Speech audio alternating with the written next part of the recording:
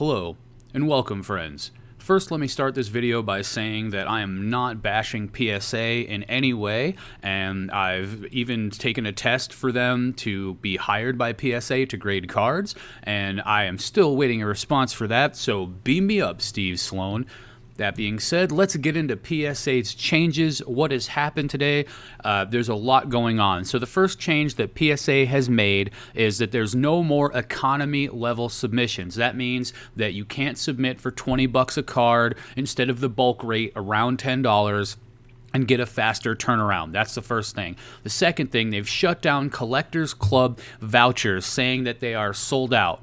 Now, I don't know how the hell you sell out of a digital product, but nonetheless, there's no pixels left for these particular vouchers. But yeah, you can't get a collector's club, you can't submit via economy. So what this means is that they've basically funneled everyone into two specific areas. One, the $50 or higher regular sub, so you get your card back faster, but you pay $50 per. Second, bulk subs, of which who knows how long they will take to get back. They've lowered the minimum of the bulk submissions to 20 cards instead of 50, and they've raised the price ranging from 10 to 15, depending on the year of the card that you're submitting. So basically, the longest time versus the most expensive price.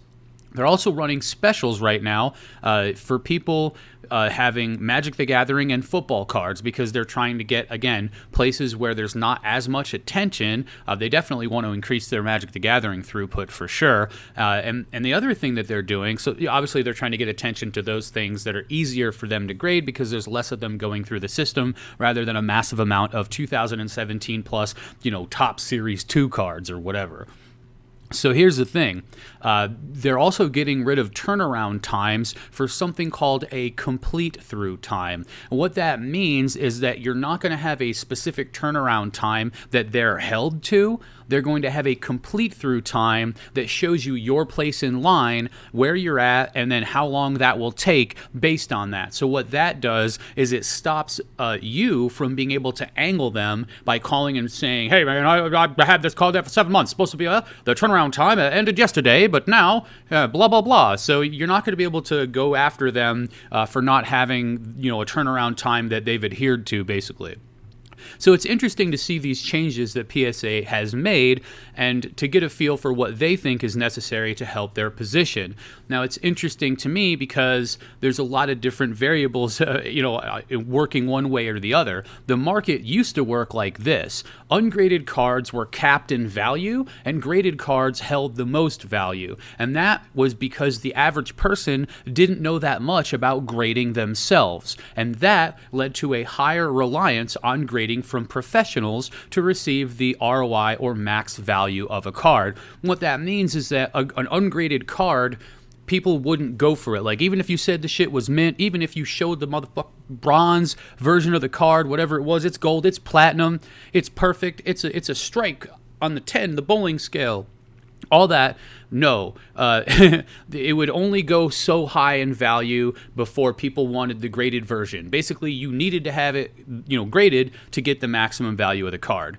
That's not how the market works so much now. The market works a little bit differently. Ungraded cards vary wildly in value depending on condition. And, of course, that happened previously, but now they're willing to pay way more when a card is minty fresh, it's vintage, a rookie card, whatever, in part because the average collector knows more about the grading standards and has learned over the course of the hobby growing in recent years. That means people are becoming more educated about what it means to have a 10 or a 9.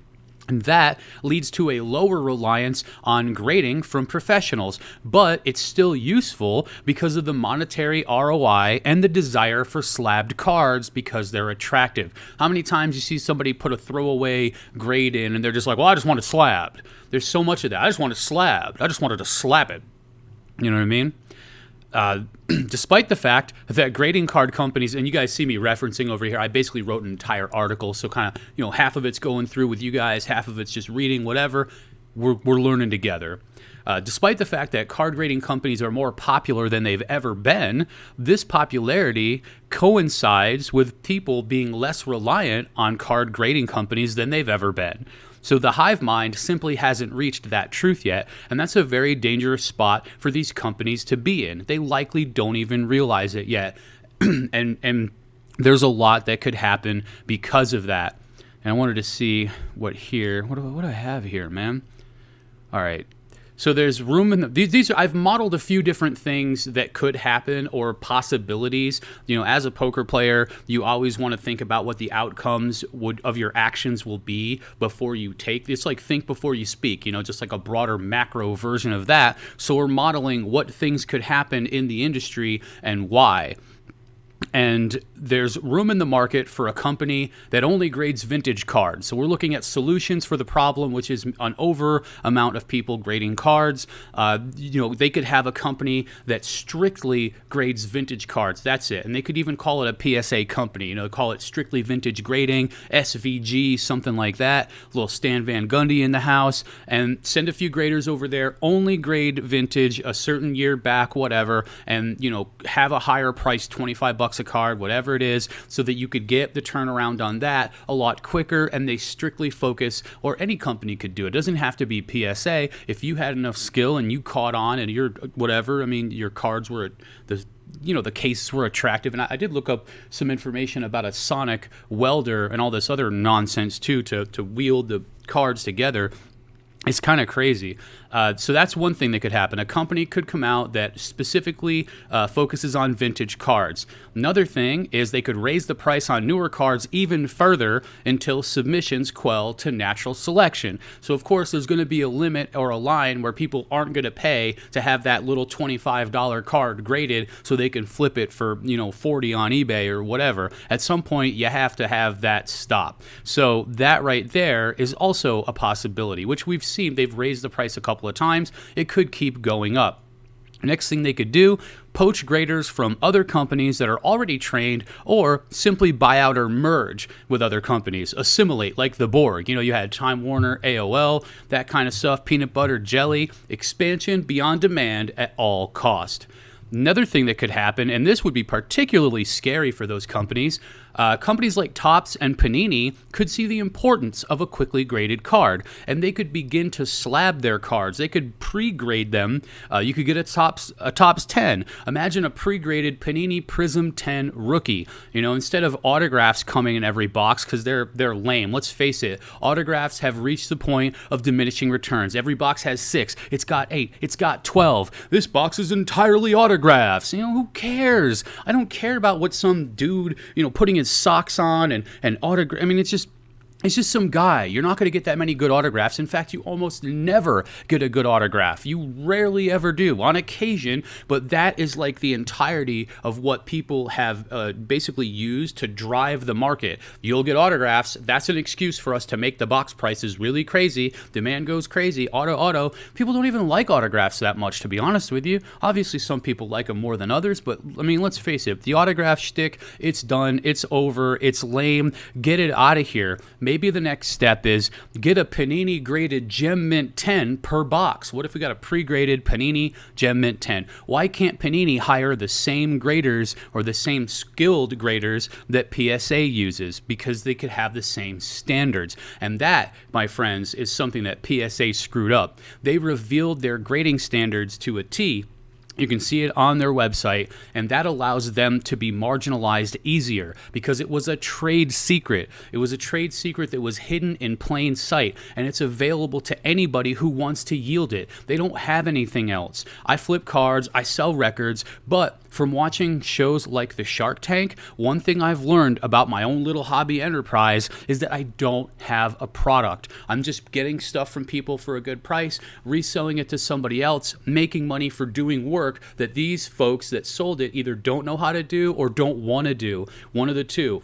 You know, there's always a little bit of give and take there, but that is exactly what's happening. I don't have a product. PSA doesn't have a product. Their product is essentially the skill set of their graders coupled with the hive mind's perception that this is important enough to pay for, and that could change over time, my friends. PSA, I mean, graded cards in general, BGS, you know, any of those companies, SGC, GMA, you know, it's not a thing. I mean, it doesn't have to be there forever, and Gary Vee talked about that as well. well. He's like, I don't even know what the most important cards are going to be, or if it's going to be PSA, or if it's going to be SGC. He talked a lot about that, and we could definitely see that come to fruition if the people don't really like these changes, or if some of these things on this list also happen. Specifically, the card companies putting out graded cards themselves. I think that is a big deal.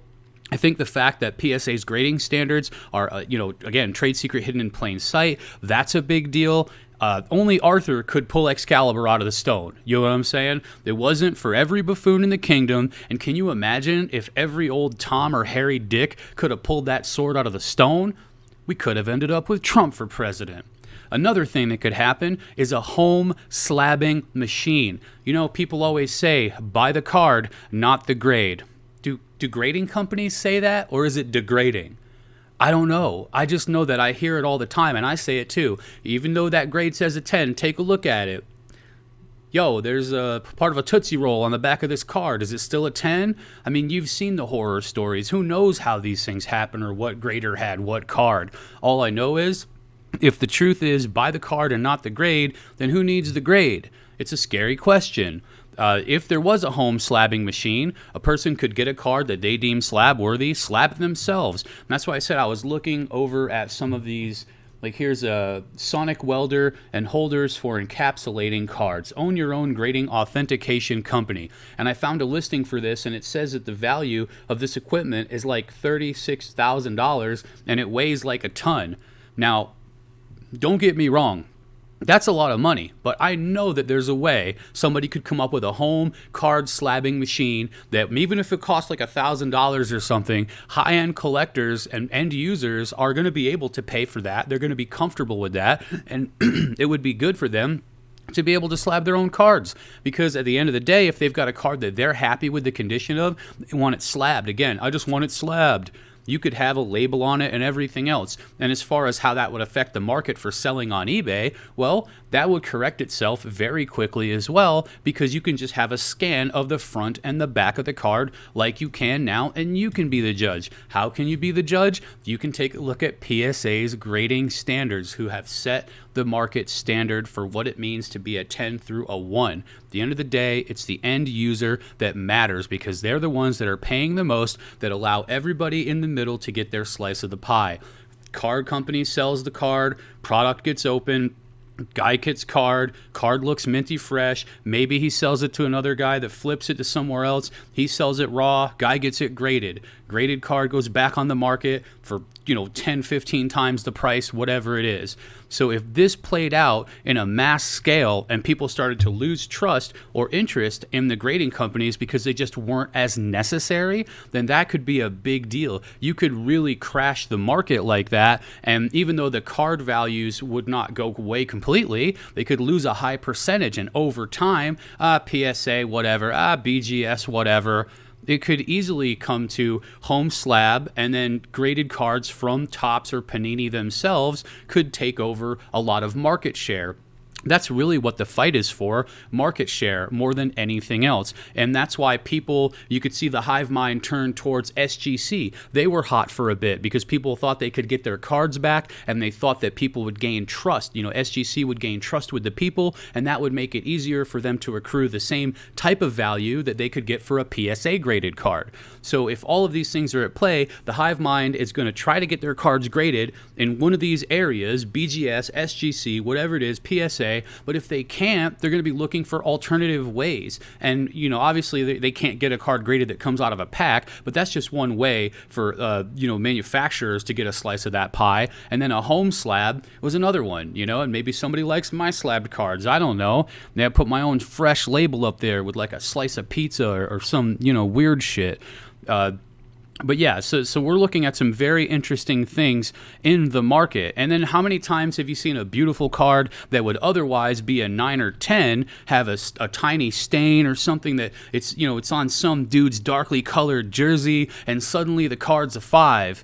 No, dummy. That card could still do very well if it was just in a generic slab and it didn't have that 5 grade versus a 9 or 10. It would all be beauty is in the eye of the beholder, and the hardcore people could follow the grading standards that PSA set forth. So it is all about that hive mind. Everybody grades. It's profitable. One company's too slow, go to the next company. All companies too slow, slab at home, use a high-res scan to sell them. Hive mind, home slabs. Grading companies try to adjust but fail because their trade secret is exposed. They have no unique claim. Grading companies disappear or innovate and adapt.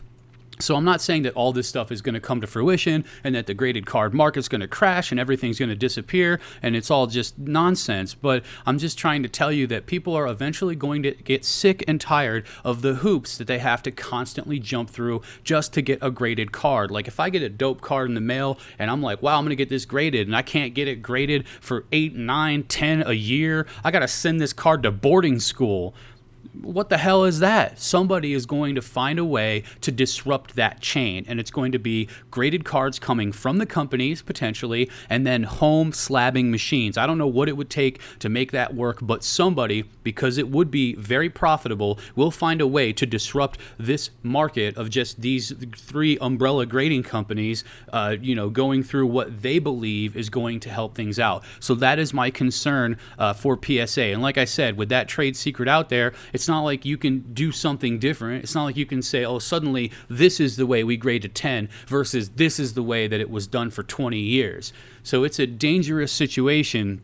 Overall, I know a lot of people are concerned with this. A lot of people all morning I've been talking with people about what's going on with this. What is this? What does this mean for me? Well, that's what it means for you. It means that hopefully PSA can find a way to figure this out, but I really don't see, other than aggressive expansion, what they could possibly do in the short term, because they've already accepted all of these submissions. One way would be to just stop submissions completely, but they're not going to do that. And they definitely protect themselves by changing it from a turnaround time to a complete through time so that you can't screw them over and call them up and get some free vouchers, which are already sold out despite being digital.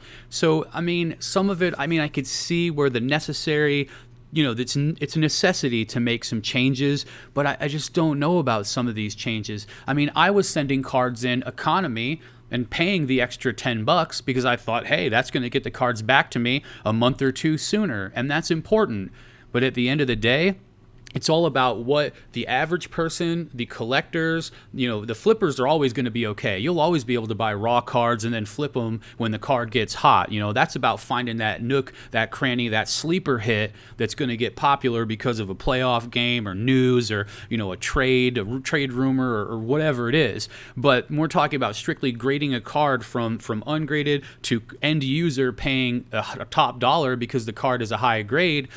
If you're buying the card and not the grade, then maybe a high resolution scan and just having it in a slab in general is good, and that's good enough. And yeah, you got one touches, but we're talking about better than a one touch. We're talking about just an actual slab. So there's a lot of things at work here, guys. Feel free to comment. As you guys know, I'm very interactive with my chat. I'll send some answers to your questions. There's a lot to talk about. I'm sure I've screwed up a few things here and there, but I appreciate your time. It's awesome. We're getting closer to 1,000 subscribers, which is fantastic. Maybe we'll do something special for that. I don't know. I really don't know. But, man, what do you guys think? What do you guys think of all this PSA stuff? It's a lot to wrap your head around. You know what I mean? All right, man. I'm not even going to end it with dummies because we know who the dummies are. And this is under 20 minutes. Hell yeah. Have a wonderful day out there, guys. Hit the like button, hit the subscribe button if you enjoy this content, and tell me what you think about all these PSA changes. What do they mean to you?